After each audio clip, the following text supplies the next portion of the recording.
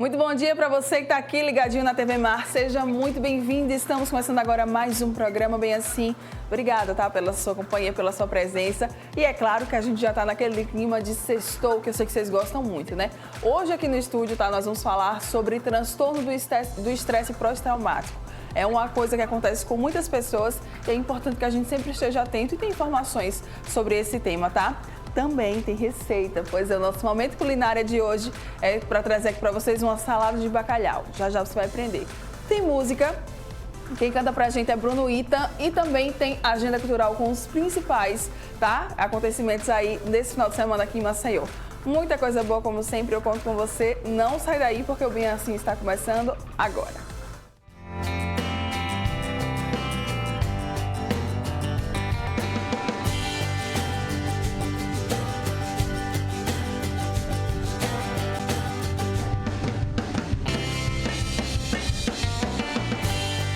Oral Unique. Cada sorriso é único.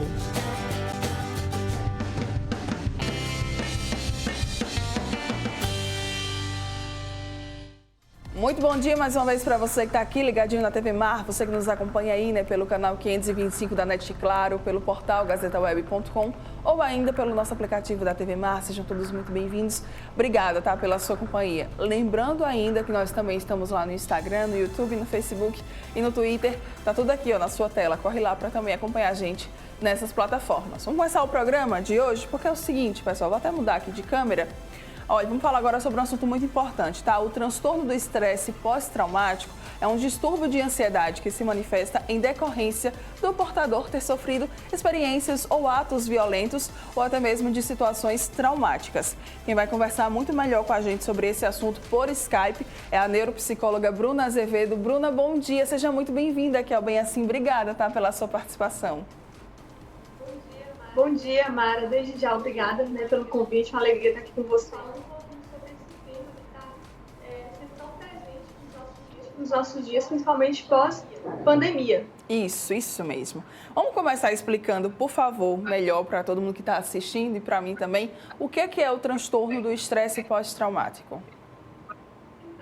Então, o transtorno do estresse pós-traumático, né, ou TEPT, como na maioria das vezes, né, nós profissionais de saúde conhecemos, ela é uma condição clínica que é caracterizada por reações desagradáveis e disfuncionais que acontecem de maneira intensa após um trauma, né? Então, como o próprio nome diz, pós-trauma. Então, ele precisa de um trauma para que ele aconteça.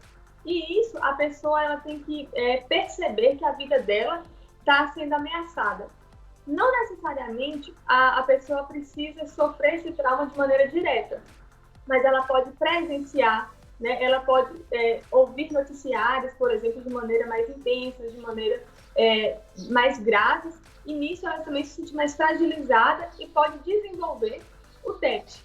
Nisso a gente vê pessoas que sofreram abusos sexuais, elas podem desenvolver o TEPT, profissionais que lidam ali diretamente e de maneira muito frequente com a criminalidade, com resgates, pessoas que vivenciaram guerras, profissionais como, por exemplo, bancários também, que sofrem assaltos, né, muitas vezes sequestros. Então, todas essas situações, elas podem desenvolver o TEPT, por conta desse trauma que eles sofrem. Eu peguei aqui um dado de que aproximadamente entre 15% e 20% das pessoas que de alguma forma estiveram envolvidas em algum episódio traumático, elas acabam desenvolvendo o transtorno. Queria saber, é um número considerável esse? Então, Mara, considerando, né, o cenário que a gente está vivenciando da questão da pandemia, é sim um número considerável. Por que é um número considerável? Porque a gente está falando aí agora de 15% a 20% da população mundial, né? Então, nós estamos diariamente vivenciando situações de estresse, né? Um estresse agudo. E esse estresse agudo, ele pode desenvolver, sim, o TEPT.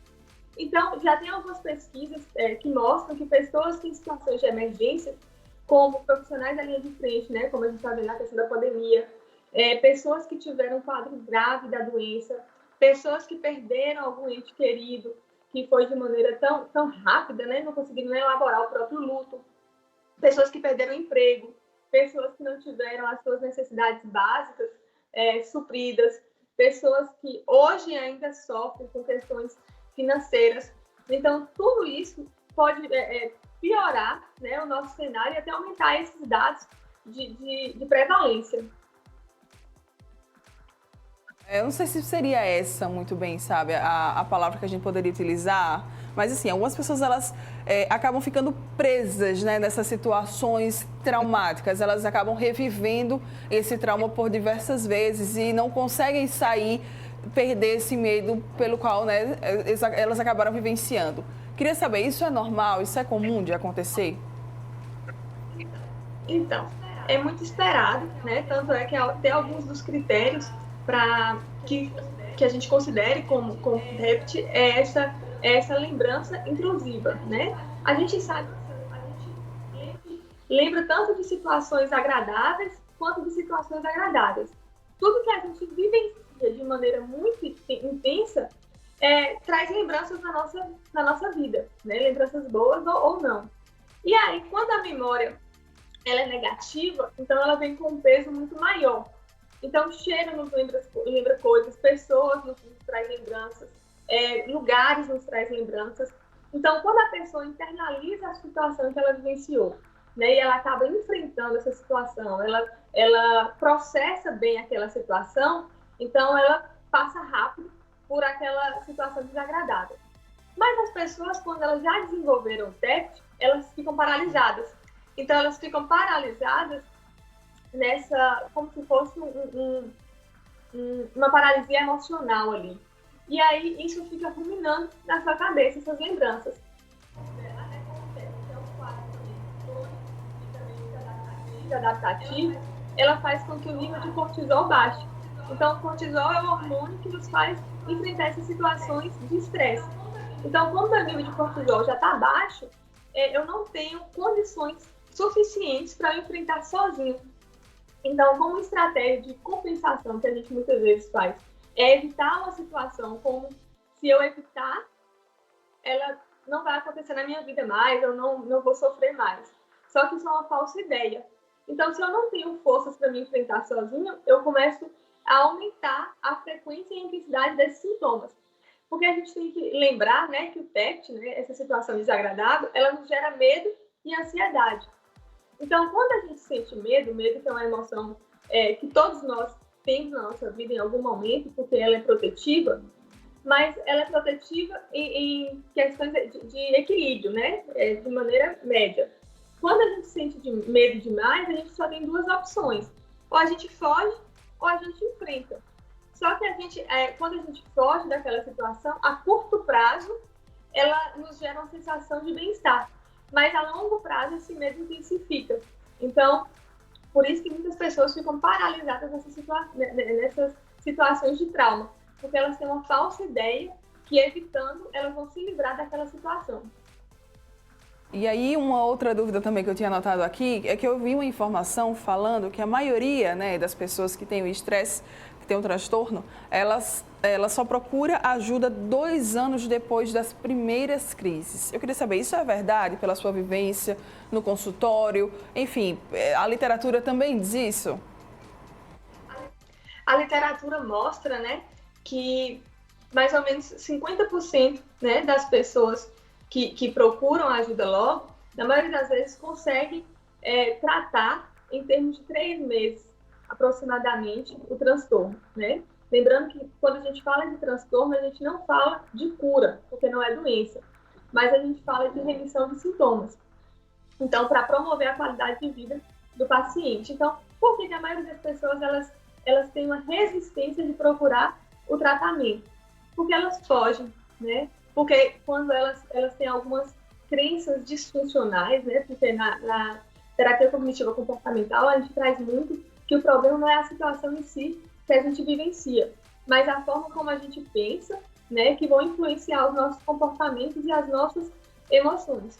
Então, essas pessoas, elas acabam tendo crenças de medo, de desamparo, né? E aí isso começa a fazer com que elas não procurem ajuda. Nisso, elas também muitas vezes começam a se culpar. Elas se culpam porque elas estão sentindo aquilo, se culpam, por exemplo, em situação de que muitas pessoas morreram, só ela que não morreu. Então, elas acabam se culpando porque elas também não morreram. Então, é bem uma situação bem incapacitante mesmo, né? Então, por isso que há essa resistência. Lembrando que quando o tratamento, né, quando os sintomas eles aparecem até as 4 semanas, e elas também são dispensadas durante esse período, a gente tem o transtorno de estresse agudo, que hoje se diferencia do transtorno do estresse pós-traumático. Então, muitas pessoas elas acabam demorando por conta desse tratamento, por conta dessa resistência, né? Então, elas acabam se sentindo sozinhas, né? Elas acham que não vão conseguir, que as pessoas não são confiáveis. Então, a parte cognitiva, né, e a parte emocional, elas começam a ficar distorcidas. E aí, por isso que há essa resistência. Os sinais e sintomas, né? Eu queria entender quais que são esses sinais e sintomas de que a pessoa ali talvez ela esteja desenvolvendo esse transtorno. Então, não tem uma idade específica, né, para se desenvolver o TET. O TET pode acontecer com qualquer idade, né, sendo mulher ou homem, sendo mais frequente em mulheres. E nós seguimos, né, nós enquanto profissionais da saúde mental, nós nos embasamos ao DSM-5, que é o nosso manual de transtornos mentais, e aí nós observamos quais são os critérios que o DSM ele traz para considerar a pessoa como TET. Então, como eu falei anteriormente, né, tem que ter mais de um mês de sintomas, a pessoa tem que ter vivenciado um trauma, né, quer seja de maneira direta ou de maneira indireta. Ela tem que sentir que a vida dela foi ameaçada, né? Então a gente percebe taquicardia em questões físicas, medo, insônia, pode ficar mais deprimida ou pode ficar mais agitada. Tem a questão da hipervigilância, as pessoas elas começam a ter flashbacks, pesadelos mais recorrentes, onde tudo isso começa a gerar nela um sofrimento muito parecido ao que ela vivenciou no dia do trauma, né? Além da questão também de alterações do humor, a pessoa começa a ter também perca de memória, não consegue se concentrar tão bem. Então, a gente fala que tem que acontecer após um mês. Por quê? Antes de um mês, como foi falado, pode ser um estresse agudo. E aí uma outra dúvida que eu gostaria de saber é como é que é feito o diagnóstico, né? É a partir desses sintomas, desses sinais que vocês, né, os profissionais de saúde mental, eles conseguem determinar que aquela pessoa está com o transtorno? Sim. Então, assim, o diagnóstico, ele é feito totalmente de maneira clínica, né? Por um psicólogo, um psiquiatra. E aí a gente vai observar qual a frequência e qual a intensidade dessa queixa, né? Porque não necessariamente a pessoa precisa ter um trauma e todo mundo vai desencadear o TET. Não. Então, a gente vai ter que ver qual é a intensidade dessa queixa, né? Se ela é muito recorrente, se ela persiste por muito tempo, se ela afeta o funcionamento do indivíduo na sua casa, no seu trabalho, se ela começa a evitar situações que antes para ela era bem vista. Então, isso que a gente vai observar, né? A gente fala que são predisposições. Então, eventos traumáticos, eles causam uma predisposição para desenvolver o TET. Mas aí, como a pessoa vai internalizar e vai interpretar essa situação, é que a gente vai ver se já é o TET. Em relação ao tratamento, como é que ele é feito? É uma equipe multidisciplinar que vai precisar acompanhar esse paciente? Então, o tratamento ele é feito de primeira instância com terapia e, em muitos casos, também são encaminhados para os psiquiatras para que também façam intervenção medicamentosa. A gente fala que a abordagem padrão ouro para esse tipo de transtorno é a terapia cognitiva comportamental. E aí, de início, a gente traz muito a importância da psicoeducação. Então, o que é a psicoeducação? É quando o próprio paciente ele é orientado, né, e é ensinado sobre o seu próprio transtorno. Porque a gente entende que tudo aquilo que você não sabe o que é, tudo aquilo que é novo, gera ainda mais medo. Então, quando o paciente começa a entender o seu quadro clínico, quando o paciente começa a entender como é que ele está funcionando diante daquela condição, ele começa a ficar mais tranquilo automaticamente.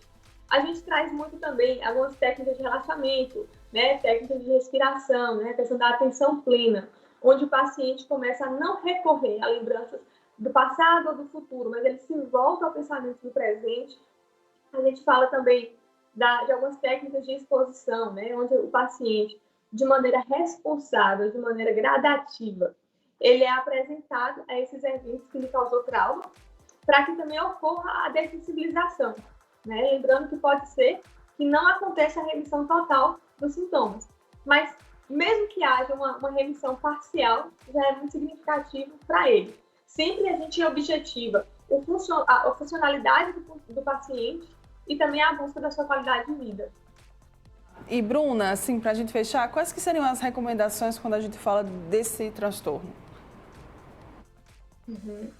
Então, né, a primeira recomendação que a gente tem é para a pessoa começar a ela mesma fazer uma questão de autoobservação. Muitas vezes a gente tem a vida tão corrida, a gente começa a nos apegar às coisas desagradáveis que vão acontecer na nossa vida, e aí a gente vai vivendo, sem prestar atenção na nossa saúde mental, né? De como é que a gente está organizando os nossos pensamentos, de como é que estão sendo as nossas emoções. Então, a primeira recomendação que eu faço é se atente a você, né? Se atente aos seus sintomas, né? Comece a prestar atenção como é que você está pensando diante dessa situação. Então, é um pensamento real, né? Isso de fato aconteceu. Como é que eu posso pensar em uma solução? Não, esse pensamento aqui eu acho que está sendo exagerado, eu acho que está um pouco disfuncional. Então, eu consigo lidar com ele sozinho? Não, então eu vou pedir ajuda. E aí a gente fala para a gente ficar próximo também de pessoas que a gente gosta, que a gente ama, que a gente confia. Porque a gente se apegando a essas pessoas, a gente não vai se sentir tão desamparado. E aí vai ter a questão do apego seguro, né? Então eu me apego àquilo que me gera confiança. E aí fica mais fácil para eu enfrentar. Aí a gente também recomenda a questão de prática de exercícios físicos, né? Para que a gente também comece a liberar hormônios do prazer e automaticamente a gente fique mais tranquilo. Ter uma alimentação saudável, evitar informações que a gente percebe que muitas vezes nos geram mal-estar, como no início da pandemia, né? Muitas vezes a gente estava tendo um bombardeio de informações. Então, a gente criar uma rotina, para a gente saber qual é o momento em que eu vou me informatizar das coisas, né? Quais são as matérias que eu quero ver, né? O que me traz uma tranquilidade, né? Que não é tão sensacionalista, né? Qual o prazer que eu estou tendo também para eu transferir um pouco essas tensões. Bem, olha aí, ó, muitas informações então sobre esse tema. Bruna, quem ficou com alguma dúvida ou até mesmo quiser saber mais, como é que pode entrar em contato com você? Então, pode me encontrar, né, no Facebook ou no Instagram, né? Meu endereço é Bruna Azevedo. E aí qualquer coisa pode também estar ali falando comigo, tem telefone para contato por lá também. Muito obrigada, tá, pela sua participação aqui com a gente. Parabéns pelo seu trabalho. Foi ótimo lhe conhecer, mesmo que é assim, por Skype. Verdade. Tchau, tchau. Prazer todo meu. Obrigada pelo convite. Um abraço. Ai, que é isso. Tchau. Bom dia e bom final de semana. Linda, né, a Bruna? Conheci ela também pelo Instagram. Adorei esse tema e resolvi trazer aqui para vocês. Espero que vocês tenham gostado e tenham se aprofundado muito aí com essas informações bastante importantes. Vamos mudar agora um pouquinho aqui o assunto do nosso estúdio, trazer agora algo bem mais leve, porque é o seguinte, pessoal. Vamos agora aqui conferir receita. Eu já estou aqui com o nosso convidado de hoje, nosso momento culinária. Bom dia, Everson. Bom dia. Seja muito bem-vindo. Obrigado. Everson Dias, gastrônomo, vai nos ensinar hoje a fazer uma salada de bacalhau. É um prato que tem tudo a ver com o Natal, né? É verdade. Para o final de semana ou para o Natal, né? Maravilhoso. E agora que a gente está entrando já na semana do Natal, já tem aquele clima natalino aí, né, entre nós. Então, vamos agora aprender a fazer, Everson, aqui? Vamos sim. Vamos lá, então. O que foi que você trouxe pra gente de ingredientes? Eu trouxe um bacalhau refogado. Você já... Como é que você cuida do bacalhau? Cuida assim, no sentido de Salgar. Como é que você cuida desse bacalhau? Eu dessalguei o bacalhau por 2 dias. Você foi trocando a água? Não? 2 dias na geladeira, dessalgando. Ele ficou lá na mesma água? Dessalgando, troquei. Tá. E daí eu puxei na cebola em pimentões em salsa desidratada. Tá, ok. Então eu vi que você usou aqui pimentão verde, pimentão vermelho. Fica a critério também, né, de cada um, é? né? Então o tempero também fica a critério de cada um, né? É verdade. Ó, o Everson, no caso dele, ele deixou esse bacalhau aqui dessalgando aí por 2 dias, não foi? Isso. Na água, lá na geladeira. E aí, ó, já refogou, já fez aqui do temperinho dele. O que foi que você pensou mais? E aí eu trouxe uma batata que eu cortei em cubos e cozinhei ao dentro e botei no forno para gratinar. Ai, gente, ele é muito chique. Vamos mostrar aqui mais uma vez. Ó, batata cozinhada, né? Isso.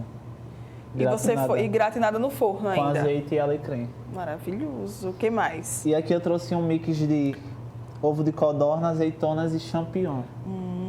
E tem azeitona. Isso. Azeitona, que Um você mix de colocou azeitonas tanto a roxa azeitona verde como a com roxa, roxa. tá? Ele colocou. E aqui eu trouxe um parmesão ralado para finalizar. Para finalizar essa salada. Isso. Então vamos começar agora a montagem? Vamos lá. Começa como? E aí a gente bota O bacalhau.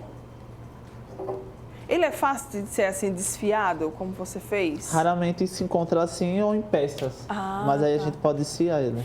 A pessoa que não cozinha, né, minha gente? Olha a pergunta que eu faço. E ele geralmente se encontra assim mesmo, desfiado. Tá, primeiro o bacalhau, depois a batata.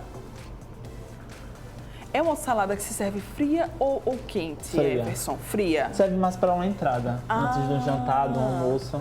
Então, olha aí, viu? Atenção para a sua ceia de Natal. O que quer uma entrada, já aposta aqui na salada de bacalhau. Ovo de codorna, champignon, mix de azeitonas. E aí sai misturando tudo? Sim, a gente faz um mix, na realidade, né? Sim. Você cozinha há muito tempo, Everson? Cozinha. Você sempre gostou de cozinhar? Gostei, sim. Como foi que você começou, hein? Eu comecei trabalhando com minha avó trabalhava com evento. Sim. E aprendi a gostar, aprendi a fazer as coisas no dia a dia com ela. E daí decidi fazer gastronomia. E aí você decidiu fazer gastronomia. E hoje você atua nessa área? Isso. E gosta, assim? Gosto muito de estar na cozinha, no dia a dia, na correria. E qual que é, assim, o seu estilo de cozinha? Mais regional? É realmente, assim, de pegar as suas Cozinha raízes? fria. Cozinha fria, você Isso, gosta mais? isso. E aí, por isso que você trouxe aqui essa salada de bacalhau. Maravilhoso, E aí a gostei. gente finaliza com a salsa desidratada. Sim. Você, me diga uma coisa, a gente poderia colocar camadas ou é melhor dar uma misturada? A gente é melhor fazer um mix. Que aí Melhor todo fazer mundo um mix. agrega valor e pega qualquer coisa. Pega o sabor Bom. de todos os ingredientes, né? Então, pessoal, não vai nas camadas, tá? Vai aí no mix. E aí, pra fechar, Parmesão ralado. parmesão ralado. Gente, fica lindo, né? E aí a gente dá uma maçaricada. Nossa, olha aí. Nossa, pra derreter esse queijo. Isso. O maçaricado, ele dá um sabor, Everson, Sabor assim? defumado. Ah, ele dá um sabor defumado, né? Ok. Quem não quiser maçaricar ou quem não tiver em casa, Aí a gente pode botar no forno. Dá pra colocar no e gratina forno. da mesma forma. gratina e tudo certo. Isso. Muito bem. Você já trouxe uma florzinha, não foi? Ai, que coisa linda. Esse é o que? Alecrim? Alecrim. E prontíssimo, olha aí, ó, nossa salada de bacalhau feita aqui pelo gastrônomo Everson Dias, para que a gente, ó, possa aí se deliciar, tanto no seu final de semana, você que está recebendo, né, Everson, seus amigos, familiares, você pode servir no seu almoço, até mesmo no jantar, né? Isso. Fica uma entrada deliciosa. Como também, pessoal, você pode, é claro, fazer aí para sua ceia de Natal, né? A gente já sabe que o Natal já é próxima semana. Quem estiver se organizando, Já uma ótima opção, dica. uma ótima dica. E quem não tiver o maçarico, né? Maçarico, Isso. em casa não tem problema, tá? Sem problema algum. Só leva lá pro forno para gratinar. não. Quanto tempo? Uns 10 minutos. Uns 10 minutinhos ou até o queijo derreter? Isso. Tá. E aí depois deixa ela lá esfriando. E já pode se servir. Muito bem. Olha só que coisa mais linda. E fica um prato belíssimo, né? Olha só que coisa mais linda. E perguntaram por que demora 2 dias para fazer. Por causa do bacalhau, né? Pra dessalgar. Pra dessalgar, meu bem. Tem que esperar. Não tem, porque se for com bacalhau, você... Ele tem perguntado se tem outra técnica para dessalgar o bacalhau, Não, que seja só- mais rápida. Não.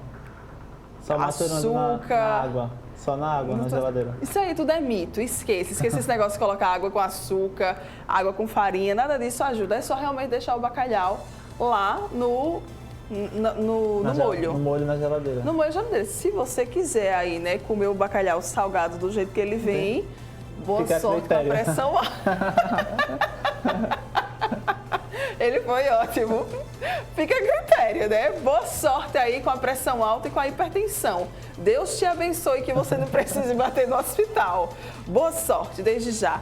Então essa é a nossa receita de hoje do Momento Culinário. Uma deliciosa salada de bacalhau para você, ó, poder aproveitar tanto no seu final de semana como também aí na sua ceia, né? De Natal, de Ano Novo também. bem. Fica ótimo, né? Muito bem, então, para receber aí os seus convidados. Vamos reforçar os ingredientes. Bacalhau desfiado, Isso, refogada. refogado, tá? Você escolhe aí os seus temperos, os legumes, né? Batata em cubos ao forno. Batata em cubos ao forno. Você cozinhou primeiro e depois? Deixa ela al dente. Tá. Mix de ovo de codorna, azeitona e champignon e parmesão. Muito bem. Então, ó, primeiro você cozinha a batata ao dente. Al dente. Ao dente, primeiro, ele tá implicando, ele tá falando primeiro corta, tudo bem. Então você primeiro corta a batata, depois você cozinha, deixa ela ao dente e aí depois você leva para o forno. Pra dar uma Quanto gratinada. tempo, mais ou menos, hein, Uns 15 Everson? minutos. 15 minutinhos, batata já vai estar pronta, gratinada aí, ó, no ponto, para você poder usar na sua salada. Fácil, muito Rápida rápido e prático, Fica né? de fazer. Muito bem, Everson, quem quiser acompanhar, se tem algum contato, por favor, fica aí à vontade, tá? Me segue lá no Instagram, Everson Dias. Everson Dias, então, lá no Instagram. Caso vocês tenham curtido aqui essa receita, eu adorei. Muito rápida, muito fácil, prática para quem gosta aí, tá? De cozinha e para quem também não quer perder muito tempo ali, né? Durante aquela ceia de Natal, já corre aqui para fazer. E o Everson, ele é especialista em comidas frias, não é isso? Isso. Então, você pode, qualquer coisa, também contratar ele para ele aí te ajudar, caso você não tenha nenhum dom da culinária. O que também é o meu caso. Obrigada, querido. Por nada. Foi ótimo lhe Foi um conhecer. Prazer. Venha mais vezes. Tá certo. Desde já ficar aqui o convite. Obrigado pelo convite. Obrigada, tá? Super agradecer também aqui a equipe da Uninasal, tá? Que sempre está com a gente aqui, nos trazendo esses profissionais incríveis, maravilhosos, para que a gente possa também trazer para você aí as melhores receitas. Vamos agora para um rápido intervalo comercial. Daqui a pouco nós estamos de volta. Não sai daí não.